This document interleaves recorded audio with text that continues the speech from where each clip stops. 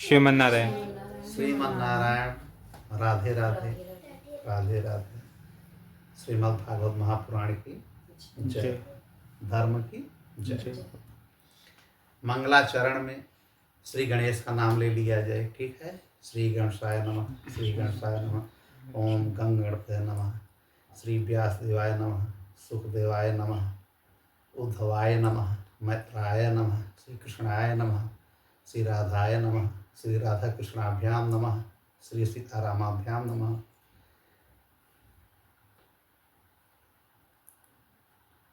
श्रीमन्नारायण चरणों शरण प्रपद्ये, श्रीमन्नारायणाय नमः। ओम सर्वधर्म परित्यज्य मामेकं शरणं प्रह अहं त्वां सर्पेभ्यो मुच्यस्यामि मा शुचः।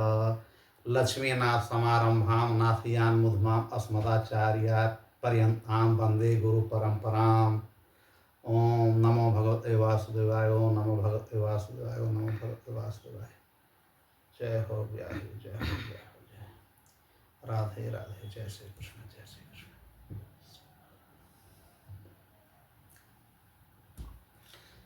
भागवत, जैसा कि भागवत शब्द से ही भागवत माने भक्त और भगवान के मिलन की कथा श्रीमद् भागवत पुराण है। अच्छे, इसके अनेकों नाम है। श्रीमद् भागवत क्यों रखा गया? पहले इनका नाम था भागवत पुराण, लेकिन एक बार लक्ष्मी जी ने कहा कि भाई मेरी भी चर्चा होनी चाहिए कि हर जगह आपका ही नाम रहेगा। मैं आपकी पत्नी हूं, मेरा नाम रहना चाहिए। तब उन्होंने प्रेरणा दिया, इसका नाम पड़ गया श्रीमद् भागवत पुराण। श्री माने लक्ष्मी, मद माने मस्ती के साथ, भागवत माने भक्त और नारायण, ठीक। तो भागवत से भागवत पुराण पढ़ा, श्रीमद् भागवत पुराण पढ़ा। सुख शास्त्र कहिए, सुख संहिता कहिए, भागवत संहिता कहिए, भागवत शास्त्र कहिए, जो भी कहिए, यह पुराण भागवत पुराण ही है। इसमें यह सिखाया जाता है, यह हम लोगों को समझाया जा रहा है, कलयुग के लोगों के लिए खासकर, कि कम समय में मोक्ष या मुक्ति कैसे मिले, भगवान के चरणों में हम कैसे उत्सुक हों जाने के लिए। भाई जिस चीज़ को हम नहीं जानेंगे, नहीं पहचानेंगे, वहाँ जानने की या जाने की हमारी इच्छा भी नहीं होगी ना। जैसे जिस कॉलेज में अगर आपने एडमिशन नहीं लिया, वहाँ कैसे जानेंगे कि यार हम क्या पढ़ाई हो रही है, हम पढ़ें कि ना पढ़ें। तो शुरुआत हमको क ख ABCD से करना होता है। इसीलिए भक्त को भी चाहिए कि कुछ भी नहीं समझ में आ रहा है, पहले उनके चरणों में गिर जाए प्रभु के, ABCD वहीं से शुरू करे। ज्ञान की इसमें कोई ज़रूरत नहीं है, ठीक है। अब आजकल तो सब दिखावटी मैक्सिमम चल रहा है कि हमको इतना ज्ञान है, मैं प्रभु का इतना बड़ा भक्त हूँ, लोग हमको जाने। अब ये सब चल रहा है। धर्म पालन केवल दिखाने के लिए नहीं है, धर्म पालन धर्म का पालन करने के लिए है, धर्म का तत्व समझने के लिए है। आजकल लोग धर्म भी कर रहे हैं तो भी दिखाने के लिए। एक केला बांट रहे हैं, किसी को दान दे रहे हैं, तो 10 लोग खड़े होकर उसमें फोटो खिंचा रहे हैं कि लोग जाने कि मैं दान कर रहा हूं। नियम तो पुराण ये कह रहा है कि अगर आप दान दे रहे हैं दाहिने से, तो बाएं को भी मत बताइए, पॉकेट में डाले रहिए कि मैंने क्या किया है। मतलब अपने शरीर के अंग को भी मत बताइए कि मैं दान कर रहा हूं। दान दिखाने का नहीं, दान छिपाने की वस्तु है। दान आप अगर दिखा के कर रहे हैं तो पुण्य नहीं, आप पाप कमा रहे हैं, ठीक है।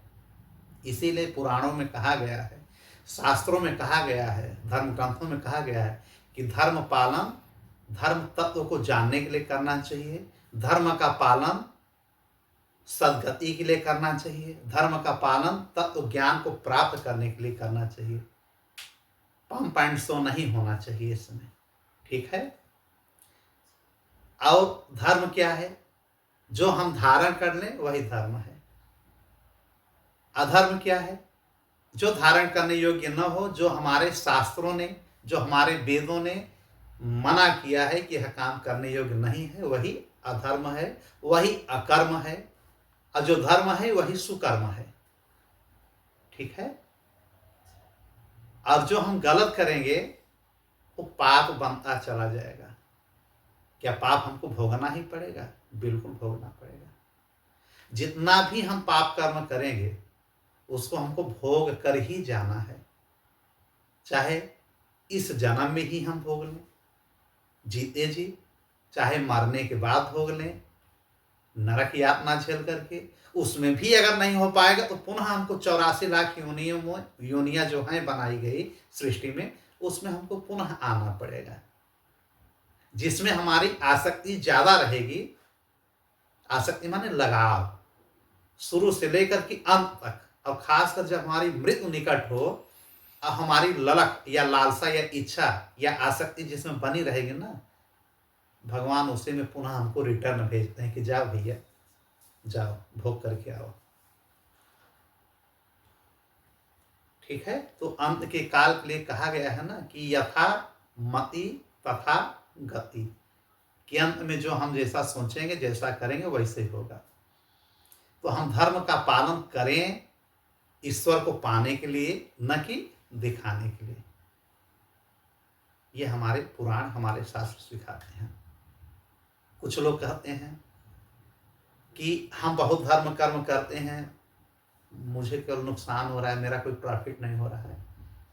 तो ठीक है भैया, मान लीजिए अगर आप धर्म कर रहे हैं, दान कर रहे हैं, सत्य बोल रहे हैं, सारे अच्छे काम कर रहे हैं, फिर भी अगर आप पीड़ा में आप हैं, तो ये मान के चलिए कि भौतिक पीड़ा आपको मिल रहा है, ये सांसारिक पीड़ा आपको मिल रहा है। ठीक है, लेकिन इसका मतलब ये नहीं है कि भक्त हम इसलिए बन रहे हैं कि हमको ऐश्वर्य ही मिले। हमने कहा ना कि धर्म केवल अब ऐश्वर्य का दिखावा मात्र हो गया, उस चोला को हमको हटाना पड़ेगा। पूजा पाठ या धर्म का मतलब होता है, कर्म का मतलब कि हम भगवान से जुड़े। इस लोक को तो हम येन केन प्रकार ने जी ही लेंगे। भगवान ने देह दिया है, रहने के लिए जमीन दिया है, पीने के लिए जल दिया है, श्वास लेने के लिए वायु दिया है, देखने के लिए प्रकाश दिया है, इतना तो हमको निःशुल्क मिला है। अब हम केवल रोटी खाने के लिए मरे जा रहे हैं कि किसकी हत्या कर दें, कहाँ कितना गलत कर दें, कहाँ से क्या कर लें कि हम खूब अमीर हो जाएं, खूब ऐश्वर्यवान हो जाएं, पैसे वाले हो जाएं। यह पाप है, इसको परमात्मा स्वीकार नहीं करते। हाँ, विषम परिस्थितियों में जो बहुत बड़ा भगवान का भक्त बन गया हो, उसके सारे पाप नष्ट हो सकते हैं। क्योंकि श्री कृष्ण जी ने स्वयं कहा है, भगवान ने क्या कहा है कि अगर मेरी शरण में आ जाओगे और सब कुछ भूल जाओ, सब त्याग दो, तो मान के चलेंगे कि तुम्हारे सारे पाप मैं माफ कर दूंगा। लेकिन मेरी शरण में भी नहीं हो, दिखावटी की भक्ति कर रहे हो, लोगों को आने के लिए कि मैं भक्त बन गया हूं, तो आपको पाप भोगना पड़ेगा। इसलिए भक्ति कैसी होनी चाहिए? धर्म और कर्म से युक्त होनी चाहिए, जरा भी इसमें प्रदर्शन नहीं होना चाहिए। और न किसी प्रकार की योजना होनी चाहिए कि हम अगर ये कर रहे हैं, भक्ति कर रहे हैं, इससे हमको क्या लाभ लेना है। ऐश्वर्य बिल्कुल नहीं मांगना चाहिए, बस मांगना ये चाहिए कि हमारी सद्बुद्धि बरकरार रहे प्रभु। और आपके जब हम लोक में आए तो वहां हमको ध्यान दीजिएगा, इस लोक की कामना नहीं करनी चाहिए। इस लोक में तो हमको वही मिलेगा जो हमारे प्रारब्ध में लिखा जा चुका है। क्या प्रारब्ध को बदला जा सकता है? हाँ, बदला जा सकता है, लेकिन उसके लिए दैवी चमत्कार होना चाहिए, ईश्वर की महान कृपा होनी चाहिए। कर्म और भाग्य, इसमें बड़ा कौन है? इसके लिए एक बार बड़ी दोनों में युद्ध हो गया है। कर्म ने कहा कि कर्मण्येवाधिकारस्ते मां फलेषु कदाचन, यह श्री कृष्ण जी ने कहा है, इसलिए कर्म पे ही विशेष जोर देना चाहिए। मैं मजबूत हूं। भाग्य ने कहा नहीं, मैं मजबूत हूं। कर्म और भाग्य जाते हैं ब्रह्मा के पास, ब्रह्मा ने कहा चले जाओ शिव के पास, वही फैसला करेंगे। भोलेनाथ ने कहा अच्छा चलो, एक कंदरा तुम लोगों को हम आज रात में रोक रहे हैं, कल आना, कल बताएंगे कौन बड़ा है। एक गुफा में ले जाकर के ढक देते हैं भोलेनाथ, कर्म को और भाग्य को। अब कर्म वहां लड़ रहा है कि मैं बड़ा हूं, मैं अपनी मेहनत से देखो अभी पहाड़ को हटा के निकल जाऊंगा। भाग्य कह रहा है, बैठ गया जमीन पे कि मेरे किस्मत में जो होगा वो मुझे मिल के ही रहेगा। अब कर्म ढूंढने लगा कि कुछ हमको भोजन करने के लिए मिले। भाग्य ने कहा मैं कुछ नहीं ढूंढूंगा, अगर किस्मत में मेरे होगा, भाग्य में होगा, तो यहाँ 56 प्रकार की थाली या 56 प्रकार की भोजन मिल जाएगी। कर्म ढूंढने लगा, पत्थरों को इधर उधर घसीट के देख रहा, वहां पे एक मटका रखा हुआ है और उसमें क्या रखा है, चना, भुने हुए चने। वो खाने लगा। भाग्य को कह रहा, देखा मैंने मेहनत किया, खाने को मिल रहा, तुम मरो बैठ करके, भाग्य भरोसे बैठ करके। तो भाग्य ने कहा ठीक है, मैं अपने भाग्य के ऊपर ही भरोसा रख रहा हूं, मैं काम नहीं करूंगा। ठीक है। तो अब जो चना खा करके फेंक रहा था कर्म, भाग उसको बटोर रहा था, लेकर के अपने पास में रख लिया। सुबह हुई, शिव जी आए, गुफा खुला, ये खाए पिए मस्त कर्म निकला। बोला प्रभु देखो हमको विजयी घोषित करिए, इन्होंने कुछ नहीं किया, खाए बगैर मर रहे थे, मैं देखिए मेहनत किया, मैं कर्म किया। कर्म मतलब वर्क, मैंने कर्म किया, हमको खाने के लिए मिल गया, देखिए मैं खा पी करके चना आ रहा हूँ। अच्छा ठीक है। तो मटकी में भूना चना, शिव जी ने कहा आपके पास क्या है? तो उन्होंने कहा कुछ नहीं, यही कुछ फेंके है, वही हमने बटोर लिया है, वही अभी हाथ पड़ा। कहा खोलो। तो जो खोल रहे हैं तो मोती और हीरा। देखिए बिना मेहनत किए भाग्य को क्या मिल गया, मोतियों की पूरी माला, और मोतियों की संख्या काफी पंक्ति में मिल गई, काफी मात्रा में। ठीक है। और उनको क्या मिला, केवल भोजन। तो शंकर जी ने कहा कि अब इसका फैसला तुम दोनों ही कर लो कि कौन बड़ा है कौन छोटा है। अगर इतने हीरा मोती मिल गया तो इतने न जाने कितना ही अनाज ले लेगा, कितने आटा ले लेगा, कितना चाल दावल खाने के लिए सालों भर का रख लेगा। अब कुछ किया नहीं, बैठे बैठे मिल गया।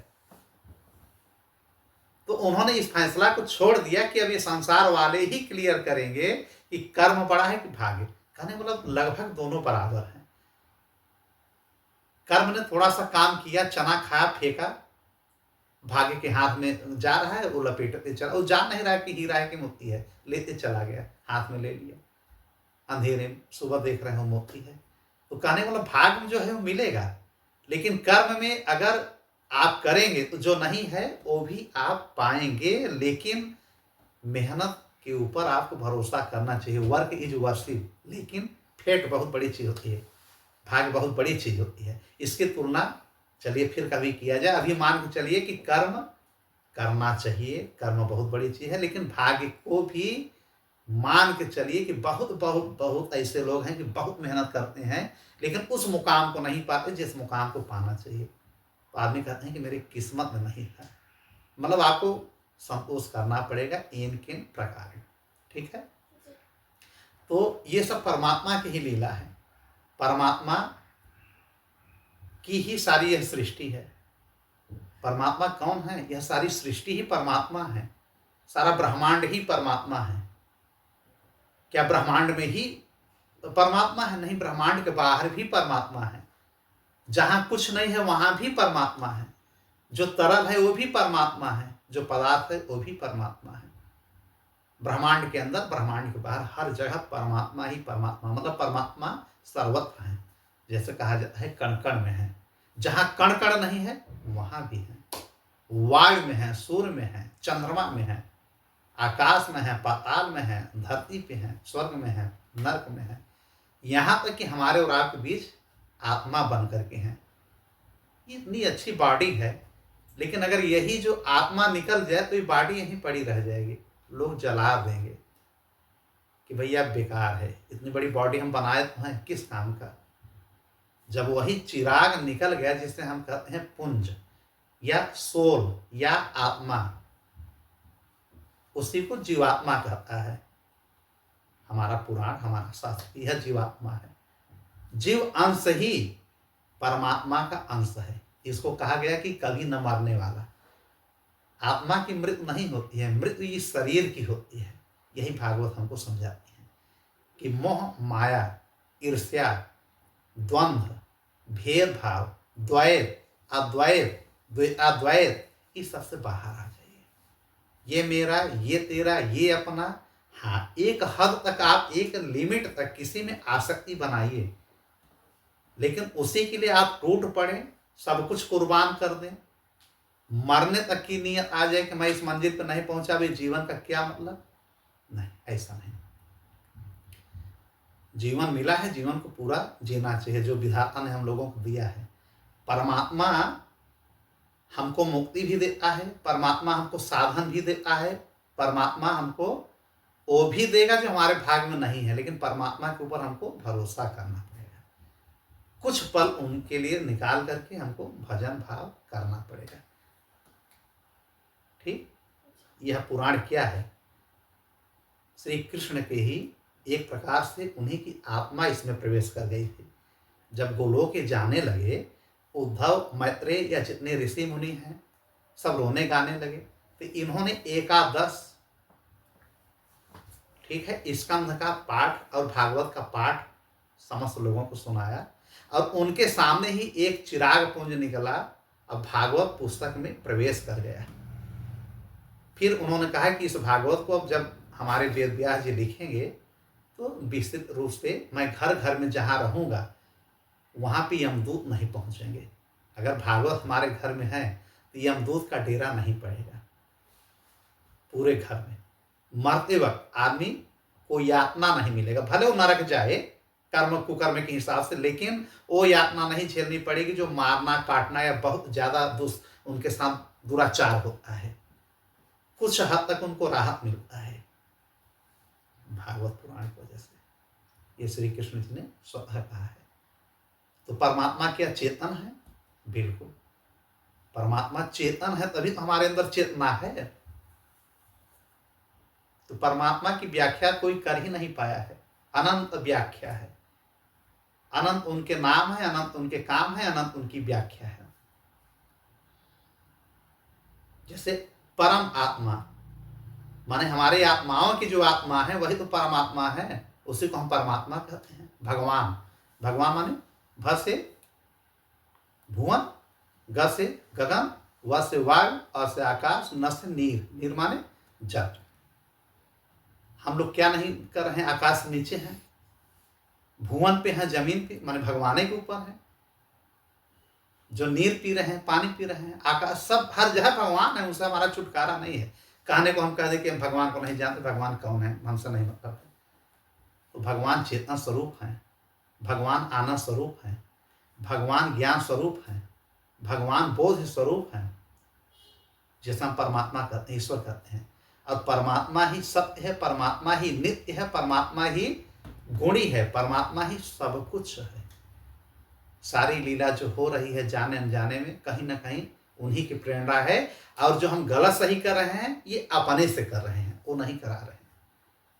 क्यों? क्योंकि उसके लिए हमको बुद्धि विवेक ऑलरेडी उन्होंने प्रदान कर दिया है।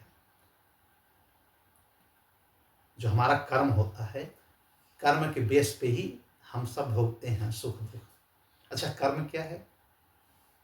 कर्म 3 प्रकार का होता है ना, बताए होंगे पहले। कौन कौन? एक क्रियमाण होता है, एक होता है संचित कर्म, एक होता है प्रारब्ध। प्रारब्ध आप लोगों ने बार बार सुना होगा कि हमारे प्रारब्ध में होगा, हमारे प्रारब्ध। तो प्रारब्ध में होगा कैसे? जो हम जन्मों से करते चले आ रहे हैं वही तो प्रारब्ध बनता है। क्रियमाण क्या है भाई? कर्म 3 प्रकार के हो गए ना। एक क्रियमाण, क्रियमाण क्या है? जो हम वर्तमान में प्रेजेंट टाइम में वर्क कर रहे हैं, काम कर रहे हैं, वही क्रियमाण है। अब एक कर्म 2 प्रकार का होता है, एक शुभ होता है, एक अशुभ होता है। ठीक है, क्रियमाण में 2 प्रकार के कर्म होते हैं, एक अच्छा एक बुरा, एक मांगलिक एक अमांगलिक, जिसे हम शुभ अशुभ कहते हैं। अगर हम शुभ काम कर रहे हैं इस समय तो जो हमारा भविष्य बनेगा वो अच्छा बनेगा। जैसे इस समय आप पढ़ रहे हैं, अच्छे से शुभ काम कर रहे हैं तो आपका भविष्य संवर जाएगा। और आप दिखाने के लिए पढ़ रहे हैं कि मैं बहुत पढ़ रहा हूँ, अकेले में आप मौज ले रहे हैं, पढ़ाई से कोई मतलब नहीं, तो आप क्या कर रहे हैं? अकर्म कर रहे हैं, अशुभ काम कर रहे हैं। तो भविष्य में आने वाले समय में आपको वही प्रारब्ध बन के मिलेगा। तो अगर 2 चीज हम समझ लें कि जो संचित कर्म है और क्रियमाण कर्म है, इसी दोनों को जो हम जोड़ होता है, मिलान होता है, वही प्रारब्ध बनता है। मतलब समझे, संचित कर्म क्या है? जो न जाने कितने जन्मों से हम संचय करते हुए चले आ रहे हैं अपने पापों का, अपने पुण्यों का। ठीक है, शुभ काम से पुण्य बनता है, अशुभ काम से पाप बनता है। तो यही अगर छोटा सा लेवल समझ लिया जाए कि क्रियमाण, संचित कर्म और प्रारब्ध, ये तीनों हम ही बनाते हैं, ईश्वर नहीं बनाता है। हाँ, इसको थोड़ा सा बदल सकते हैं, तब्दील कर सकते हैं। कब? जब आप मनुष्य योनि जो पाए हैं ना भैया, ये मनुष्य योनि क्या है? भोगने के लिए नहीं पाए हैं। मनुष्य योनि को साधना योनि कहा जाता है, तप योनि कहा जाता है, कर्म योनि कहा जाता है। लेकिन हम लोगों ने क्या किया है कि मनुष्य योनि को हम लोग भोग विलास की योनि बना लिए हैं भैया। भोग विलास की योनि तो 84 लाख योनियां हैं, जाओ भोगो ना यार, सुअर बन के, कुत्ता बन के, बिल्ली बनकर भोगो, जितना भोगना हो खूब एंजॉय करो। मनुष्य योनि में आए हो, भोगो, लेकिन सकर्म के साथ, माने अपने हद में रह करके, जो उचित हो, उचित अनुचित का फैसला करके। मनुष्य योनि भगवान ने दिया है बस इसी के लिए कि अच्छे से अपने परिवार का सेवा सत्कार करो, अच्छे से पढ़ो लिखो, अच्छे से कमाओ, बिजनेस करो, जो भी करो, जिस ओहदे पे रहो उसका धर्म से पालन करो, उसके साथ गलत मत करो, और हरि नाम हरि जाप करते रहो। पहले लोग 12 साल के अंदर गुरु दीक्षा लेते थे, 5 साल में। प्रहलाद हुए, ध्रुव हुए, न जाने इसमें कितने हैं, प्रभु श्री राम ही 10 साल के अंदर जो है, 5 साल के अंदर जो है गुरुकुल में गए, तो उसमें दीक्षा लेकर के जाते हैं। दीक्षा लेने का मतलब ये थोड़ी है कि मतलब हम कोई काम न करें। उसमें लेने का मतलब यह है कि हम भगवान के प्रति जुड़ गए अभी से। ये नहीं कि 60 साल के बाद, 60 साल के बाद क्या करोगे, या 60 साल के बाद भगवान क्या स्वीकार करेंगे? जब आपके जीवन में रहने वाले आपके सरकार, आपके सामाजिक लोग ही आपको धुतकार देंगे, तो भगवान तो खैर कभी भी स्वीकार कर लेंगे। लेकिन अगर हम शुरू से ही कर दें तो क्या दिक्कत है?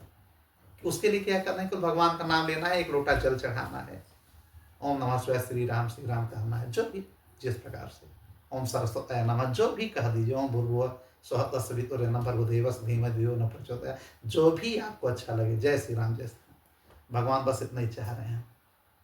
तो कहने का मतलब कि हमारा प्रारब्ध क्या है? प्रारब्ध को एक कहते हैं, एक नाम है निषेक, समझ लीजिएगा। अब प्रारब्ध अगर अब कोई पूछे, समझ लीजिए कि प्रारब्ध भगवान नहीं बनाते हैं, प्रारब्ध हम खुद बनाते हैं क्रियमाण करके। माने क्रियमाण मतलब कि जो मैं एक्शन ले रहा हूं, जो मैं वर्क कर रहा हूं, गलत सही, ये हमारे फ्यूचर में हमारे काम आएगा। आज मैं दारू पी करके लेटा हूं तो कल मैं दारूबाज बनूंगा। आज मैं पढ़ करके दूध पी के लेट रहा हूं तो कल मेरा स्वास्थ्य ठीक रहेगा। ये हमारे ऊपर है कि हम क्या कर रहे हैं, कैसे कर रहे हैं। ठीक है, यही प्रारब्ध है। निषेक को ही प्रारब्ध कहते हैं। हमारे संचित कर्म और हमारे वर्तमान के जो शुभ अशुभ कर्म हैं, यही पाप पुण्य का निर्धारण करते हैं, यही प्रारब्ध बन जाते हैं। आने वाले समय में हमको सुख या दुख देते हैं। इस समय अगर हम दुख पा रहे हैं तो क्यों पा रहे हैं? इस जन्म में अगर मैंने गलत नहीं किया तो नहीं, गलती आपने किया है, आप समझ नहीं पा रहे हैं, या आप जानबूझ करके इग्नोर मार रहे हैं। मान लीजिए आपने गलती नहीं किया है, वो भी बात सही है। पूर्व जन्म की आपकी गलतियां, आपके पाप उभर के आए हैं, आप दुख झेल रहे हैं। जब ये गलतियां, ये पाप आपके नष्ट होंगे तो आपको सुख मिलना शुरू हो जाएगा। तो इसमें भगवान के ऊपर बहुत आरोप प्रत्यारोप नहीं लगाना चाहिए। ठीक है। और एक होता है लौकिक फल। लौकिक माने धरती का। ये जो लौकिक फल होता है, यह यहाँ मिलेगा। कैसे मिलेगा? यह शुभ अशुभ काम करने से, ये लौकिक फल होता है। एक होता है कालांतरिक फल। कालांतरिक फल क्या होता है? यह जरूर मिलता है, यह काल के द्वारा निर्धारित रहता है। कहीं ना कहीं घूम करके आपके ऊपर आ जाएगा। आपको एक्सीडेंट होना है, चोट लगना है, वो फल आपको मिलेगा। हाँ, अगर आप भगवान का नाम ले रहे हैं, थोड़ा सा सावधानी बरते हैं, तो वह चोट जहां ज्यादा लगनी है वो कम हो जाएगा। बात समझ रहे हैं ना? इन सब चीजों को मतलब समझना चाहिए। ये भागवत कौन सिखा रहा है हमको? भागवत सिखा रहा है। तो अगर ये कहा जाए, आदमी कहते हैं कि यार ये मानव तो मिला है यार, बार बार मिलेगा कि नहीं मिलेगा, एंजॉय किया जाए, सुख भोगा जाए ना भैया। सुख भोगने के लिए यह योनि नहीं मिली है। सुख भोगने के लिए तो हमारा स्वर्ग बना है। स्वर्ग में सुख भोगिए या किसी अन्य योनि में जाकर के आप भोगिए। मनुष्य योनि में बहुत सुख भोगने की इच्छा मत रखिए। यह दुखालय है, दुखालय नाम ही है। जबरदस्ती अगर सुख भोगेंगे तो हमको बहुत दुख मिलेगा, और हम न स्वर्ग जा पाएंगे, न बैकुंठ जा पाएंगे, न साकेत जा पाएंगे, नरक ही नरक में जाएंगे। इसलिए स्वर्ग भोगने के लिए दूसरी व्यवस्था है। ठीक है, क्योंकि जो देवता लोग भी हैं उनका भी पतन होता है, तो हम तो मनुष्य हैं यार, हमारा तो पतन हो ही जाएगा। लेकिन इतने अच्छे अच्छे हमको पुराण मिले हैं, रामायण मिले हैं, इतने अच्छे अच्छे ऋषियों की हमको परंपरा हमारे पास चली आ रही है, उसका हमको सेवन करना है, सब ठीक हो जाएगा। तो सुख भोगने के लिए केवल मनुष्य योनि नहीं मिले है, इसलिए हम बता रहे हैं कि लोग केवल सुख भोग रहे हैं इस शरीर से।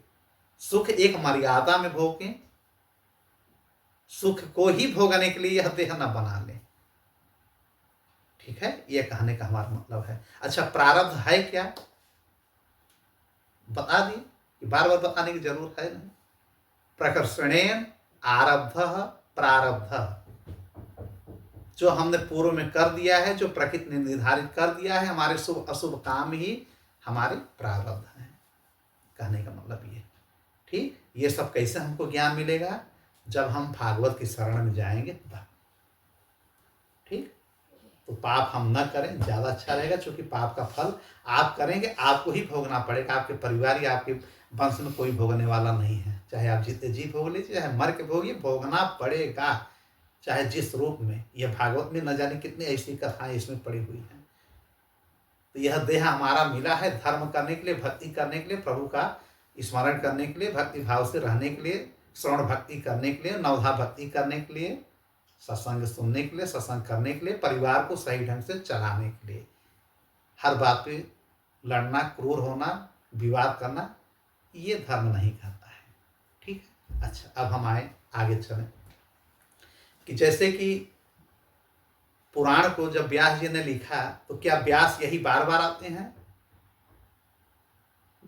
नहीं, इस बार जो हमारे व्यास जी बने हैं, श्री कृष्ण भगवान स्वतः बन गए हैं। ठीक है, हर चतुर्युग में एक व्यास आते हैं, मनवंतर में नहीं, चतुर्युग में। चतुर्युग क्या है? सतयुग, त्रेता, द्वापर, कलयुग। अगर केवल सतयुग कहेंगे तो एक युग हुआ, द्वापर कहेंगे तो एक युग हुआ। चारों को अगर हम मिला लें, सतयुग, त्रेता, द्वापर, कलयुग, तो इसी को हम चतुर्युग कहेंगे, एक चतुर्युग। तो एक चतुर्युग में एक वेद व्यास प्रकट होते हैं हर द्वापर में। द्वापर का जब आखिरी समय चलता है, तब वेद व्यास प्रकट हो करके ये अपनी पुनः ये जितने वेद हैं, पुराण हैं, सबको लिख करके चले जाते हैं। इस बार 28वां कलयुग इस समय चल रहा है। 28वां द्वापर जो था, तो 28वें वेद व्यास बने हैं श्री कृष्ण जी। हमारे कहने का मतलब ये है, और जब ये 28 हो रहा है, फिर 29 होगा, फिर 30 होगा, इसे 71 बार जब जाएगा, तब इस चतुर्युग को हम कहेंगे एक मनवंतर। एक मनवंतर, ये वराह मनवंतर खत्म हो जाएगा। वराह कल्प है, वराह कल्प है, वराह कल्प अभी नहीं खत्म होगा, मनवंतर खत्म होगा। हाँ, वैवस्वत मनवंतर खत्म होगा। जब 71 बार हो जाएगा, तब ये पूरा क्या होगा, एक मनवंतर बन जाएगा। कल्प यही रहेगा। फिर 7वां कल्प लगा है, फिर 8वां कल्प लग जाएगा, वो भी ऐसे 71 बार चलेगा। 71 बार चलेगा, तब एक मनवंतर बनेगा। फिर 10वां होगा, 11वां होगा, ऐसे 14 बार मनवंतर बदलेगा। 71 बार चतुर्युग होकर के, तब एक कल्प बनेगा। ब्रह्मा का एक दिन, इसका मतलब कि ब्रह्मा की आयु बहुत ज्यादा है, और 108 वर्ष ऐसी है। जब एक मनवंतर होता है, तो एक इंद्र बदल जाते हैं, एक मनु बदल जाते हैं, सूर्य वगैरह की सब गणना बदल जाती है। ठीक है, अब हम आते हैं नैमिषारण्य में। सूत महाराज जी सौनकादिक ऋषियों को भागवत की कथा सुना रहे हैं। ठीक है, कब? कलयुग में ही। ये कब सुनाए हैं? पहली कथा तो सूकदेव जी ने सुनाया सम्राट परीक्षित जी को। ठीक है, कब? श्री कृष्ण के जाने के 30 वर्ष बाद। अच्छा, पुराणों में परीक्षित जी का उम्र नहीं स्पष्ट लिखा है। ठीक है, लेकिन हम लोग इसको निकाल लें कि श्री कृष्ण जी महाभारत के बाद 36 ईयर्स तक धरती पे रहे हैं। ठीक है, और उनके जाने के 30 वर्ष बाद इनकी मृत्यु होती है। किसकी? राजा परीक्षित की। और श्री कृष्ण के समय ही इनका जन्म हो चुका था। मान लीजिए 1 साल के रहे होंगे, लेकिन जब श्री कृष्ण जी गए तो ये 35 साल के रहे होंगे, 35-36 साल। और श्री कृष्ण जी के जाने के 30 साल बाद तक्षक नाग आकर इनको डसता है श्राप बस।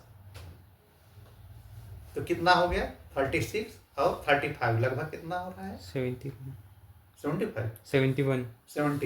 इसका मतलब कि इनकी उम्र लगभग 70 साल रही होगी। ठीक है, किसकी? राजा परीक्षित की। श्री कृष्ण के जाने के 30 वर्ष बाद सुखदेव महाराज जी ने इनको भागवत सुनाई। उसके बाद 200 वर्ष बाद, कितना 200 ईयर्स बाद, गोकर्ण ने धुंधुकारी को भागवत पुराण सुनाया। ठीक, उसके 30 वर्ष बाद सनकादिक ऋषियों ने नारद जी को सुनाया और भक्ति वैराग्य को सुनाया। मतलब कितना ईयर हम अब आ रहे हैं कलयुग में? 260 हो गया। 30 वर्ष उधर हुआ जी, 200 वर्ष इधर, 30 इधर, 260 वर्ष हुआ।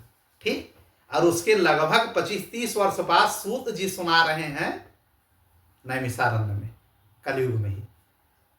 तो नैमिषारण्य में सूत जी ने, जब सौनकादिक ऋषियों ने कहा कि कुछ ऐसी कथा सुनाइए जो कि सुखदेव महाराज जी ने वहां कथा में न सुनाया हो, तो इन्होंने कहा हाँ ऐसी कथा है।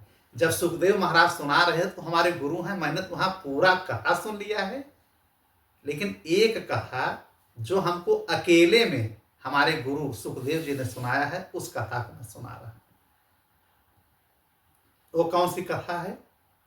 जिस कथा को गोकर्ण ने अपने पिता को, अपने गांव वालों को या अपने भाई प्रेत को सुनाया था, और उसी कथा को आगे बढ़ाते हुए 30 वर्ष बाद सुना दिया है सनकादिक ऋषियों ने।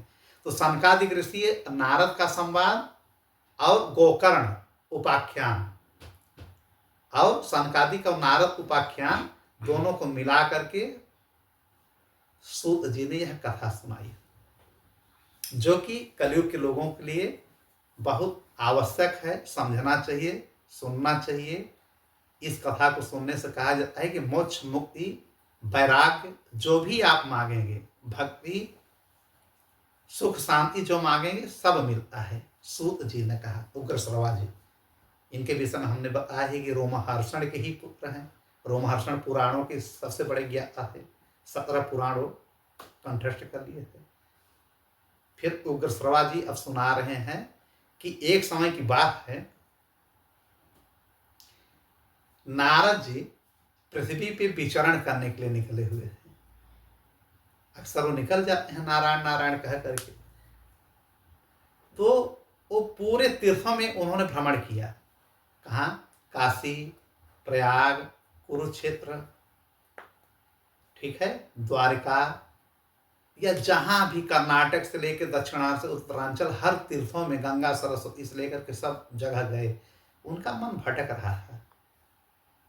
वो विलुप्त होकर के घर घर जा करके घर की पंचायत देखते कि क्या हो रहा है। उनको बड़ा अपमान लगा कि प्रभु ये हो क्या रहा है। पूर्ण रूप से कलयुग व्याप्त हो चुका है। घर के चौखट में महिलाएं बैठी हुई हैं, बाल खोल करके, बाल नोच के जुआ फेंक रही हैं। ठीक है, ये कलयुग का निशानी है कि अगर चौखट पे महिलाएं बैठ करके संवाद करने लगे, समझो कि कलयुग उस घर में है। ठीक है, फिर देख रहे हैं कि पिता पुत्र को डांट रहा है, पिता पुत्र को बेवजह मार रहा है, पत्नी पिता कुछ कह रहा है वो कर कुछ रही है। अभी हर जगह घर घर घूम करके देख रहे हैं कि किस घर में क्या लड़। कोई भाई जमीन को लेकर के लड़ रहा है, कोई कामुक हुआ बैठा है, बेश्या को लेकर के जो है हर जगह घूम रहा है। घर परिवार से कोई मतलब नहीं, मेरा कोई परिवार नहीं, मेरी बेश्या मेरी वही सब कुछ है, सब बेच दे रहा है उसी के चक्कर में। तो उनको अजीब घुटन लगने लगा कि यार जहां ही मैं जा रहा हूं उसको शांति नहीं मिल रही है। कलयुग हर जगह प्रभावित है। और लोग छोटी छोटी बात में झगड़ा कर रहे हैं, अल्पायु हैं, ये सब जानकर ये सोचे कि हम वृंदावन चलें। नारद मुनि सोचे कि हम वृंदावन चलें, वहां हमको सुकून मिलेगा। क्यों सुकून मिलेगा? वहां पे श्री कृष्ण जी का जन्म हुआ है और अभी 250-300 वर्ष पहले वो गए हैं। मतलब उनके जाने के लगभग 250 वर्ष बाद की घटना है। श्री कृष्ण के जाने के 250 पौने 300 वर्ष बाद की घटना। माने कलयुग में भी ये सब आए हैं, अब भी हैं, जो हम लोग नहीं देख पा रहे हैं। यहाँ तक कहा गया कि जो भागवत होता है ना भैया, इसमें श्री कृष्ण भगवान अपने समस्त पार्षदों को लेकर के लुप्त रूप से सारी कथा अपनी सुनते हैं। आप गलत कह रहे हैं कि सही कह रहे हैं, उस पर बहुत वो नहीं जाते, बस ये जाते हैं कि हमारी महिमा लोग सुन रहे हैं और गा रहे हैं।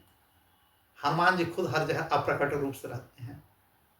अब भागवत में समस्त जितने देवी 33 कोट के जो देवी देवता हैं, ये सब आ जाते हैं।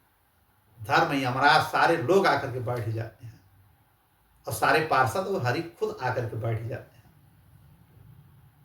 तो इन्होंने सोचा कि वहां उनका जन्म स्थान ही है, हम वृंदावन चले, वहीं सुकून मिलेगा। तो यमुना के तट पे वो बीणा बजाते हुए श्रीमन नारायण नारायण कह के नारद जी पहुंचते हैं।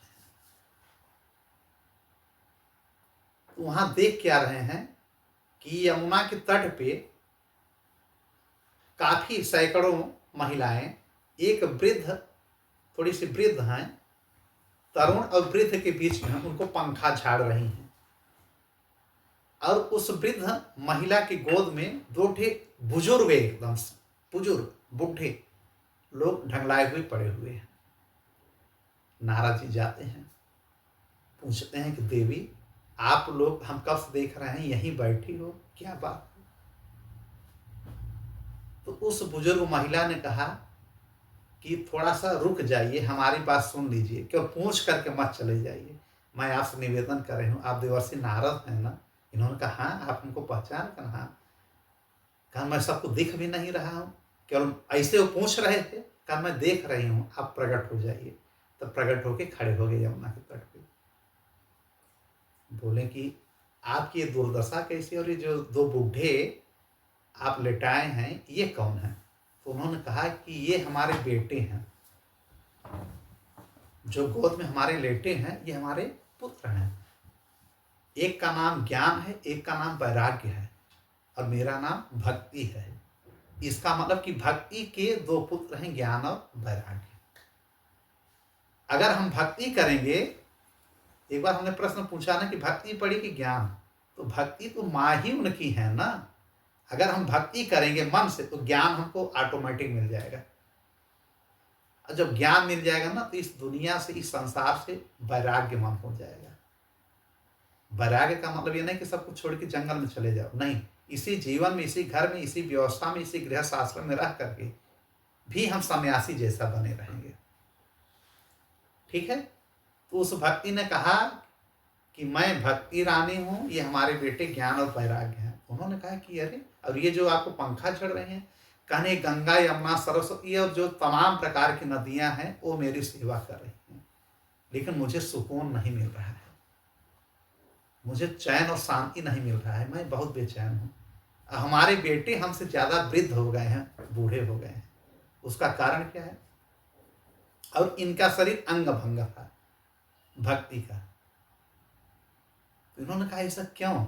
कहा कि भक्ति थोड़ा बहुत लोग कर रहे हैं, इसलिए मैं थोड़ी सी तरुणी हूँ, थोड़ा सा मेरा अंग काम कर रहा है, लेकिन हमारे बच्चों का, दोनों पुत्रों का कोई ना अंग काम कर रहा है, बिल्कुल बेहोश अचेत पड़े हुए हैं। उसका कारण क्या है कि ज्ञान कोई हासिल नहीं कर रहा है, कोई ज्ञान नहीं पाना चाह रहा है, सब कुकर्मी अधर्मी होते चले जा रहे हैं। और वैराग्य भी अपंग हो गए हैं, वैराग्य कोई ले ही नहीं रहा है।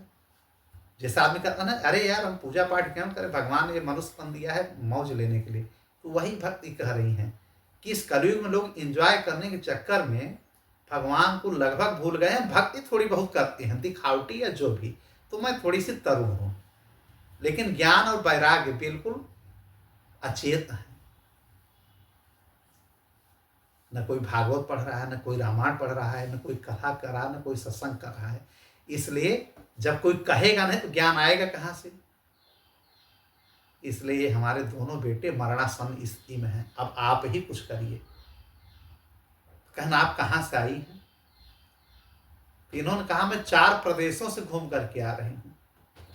द्रविड़ में थी,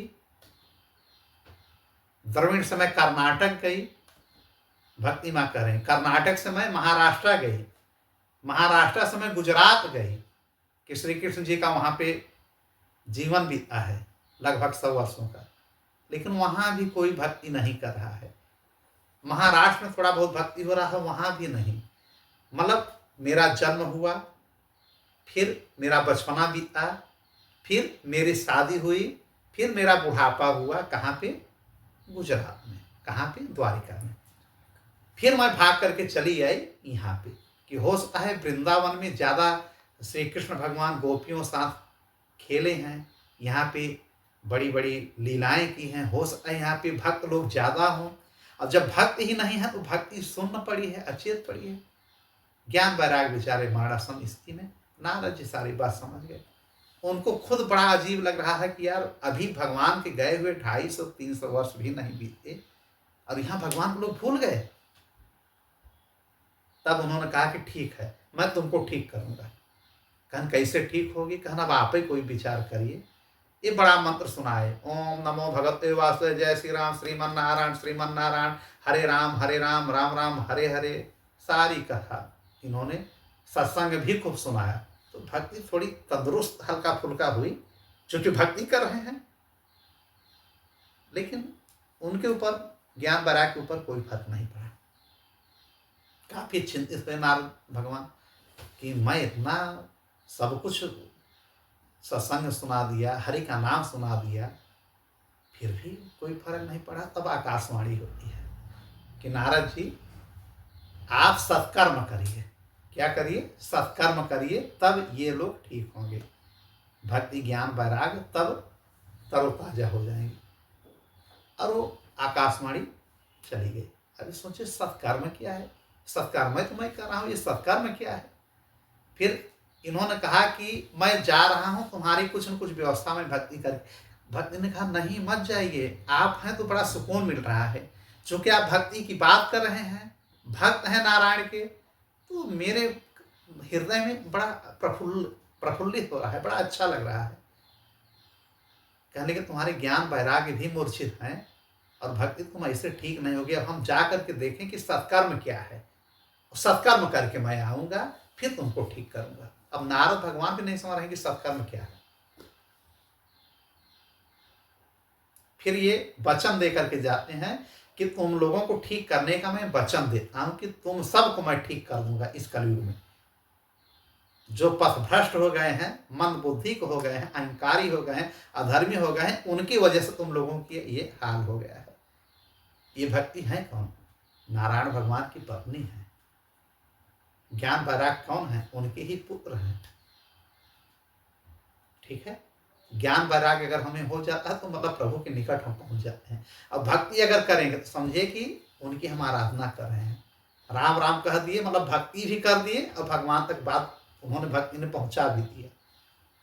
लेकिन उस समय भक्ति बहुत कम हो गई थी। उस समय की ये कथा सूत जी सौनकादिक ऋषियों को सुना रहे हैं, जो मैं आपको सुना रहा हूं। समझ में आ रहा है जी? तो फिर नारद जी न जाने कितने ऋषि मुनियों के पास गए, ब्राह्मणों के पास गए, सब ने इनका यथोचित सत्कार किया। अब सबसे एक ही प्रश्न किया कि ऐसा ऐसा घटना है, ऐसा ऐसा हो गया है, भक्ति और वैराग्य और ये सब जो है ज्ञान पीड़ित हैं, मूर्छित हैं, माड़ासन स्थिति में। सत्कर्म करने के लिए आकाशवाणी हुई है, सत्कर्म क्या है, क्या करूं? तो सबने कहा अरे देवर्षि नारद, आप नारायण कितने बड़े भक्त, और जब आप ही हमसे पूछेंगे तो हम कैसे?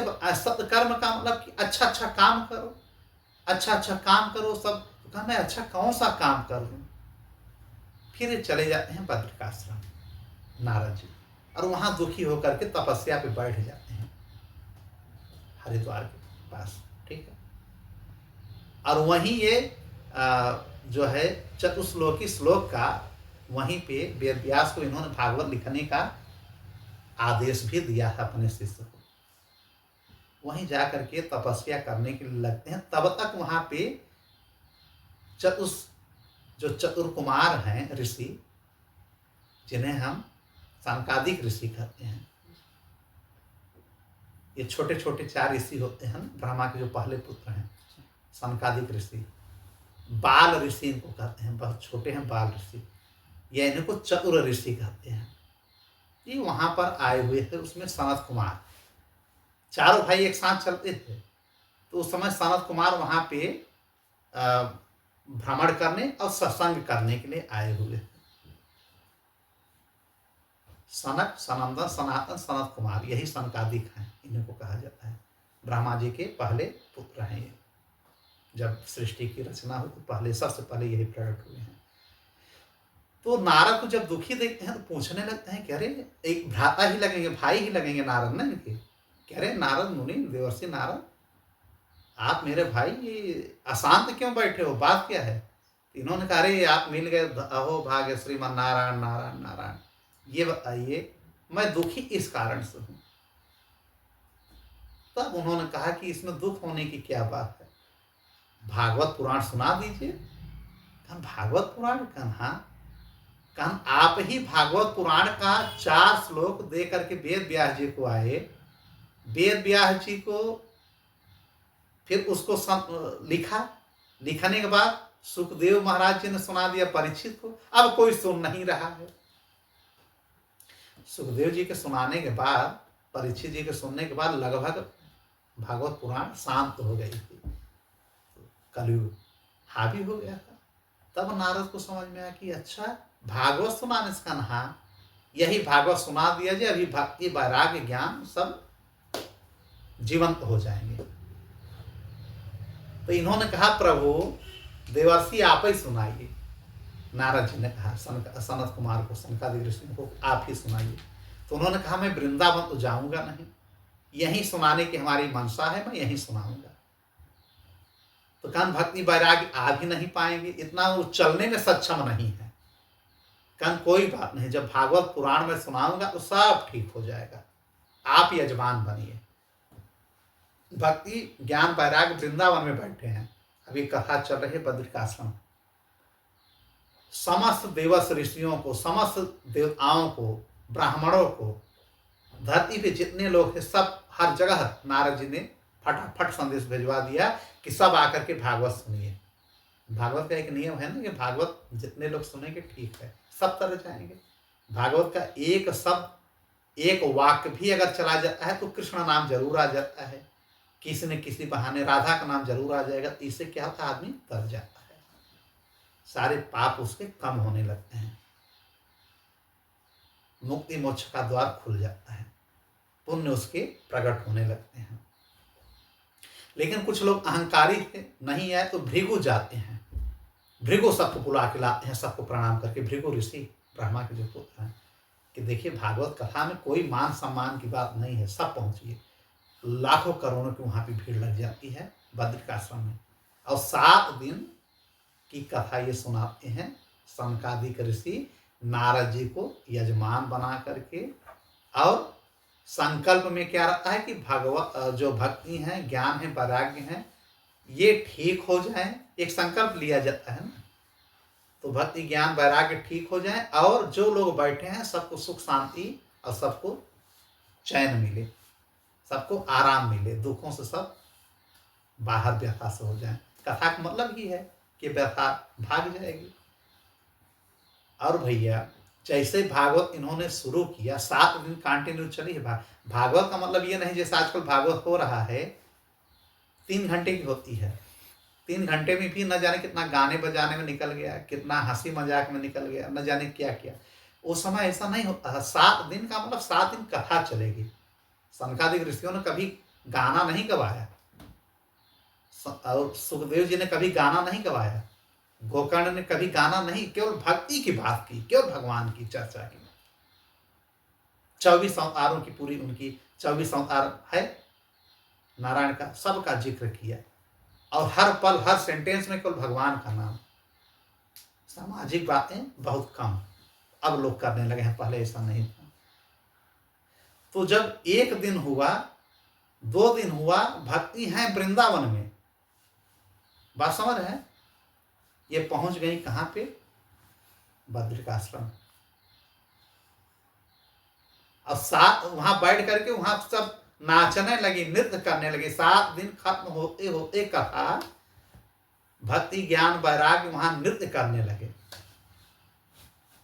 क्या आप लोग कहते हैं हरे हरे नाथ गोविंद, कैसे क्या है?